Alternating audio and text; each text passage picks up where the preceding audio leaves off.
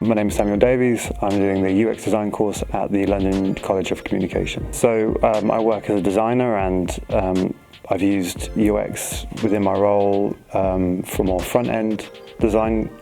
capabilities, but I'm looking to get behind the hood a little bit more and learn a bit more about the users and their journeys, and see how I can learn the more methodology around user experience design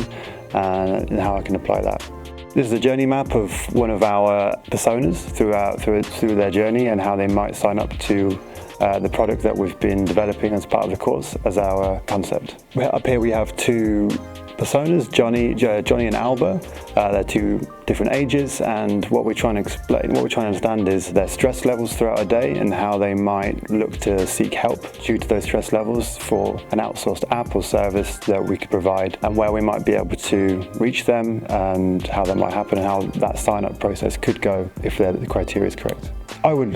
tell them to make sure that UX design is the specific direction they wanted to head in, and know that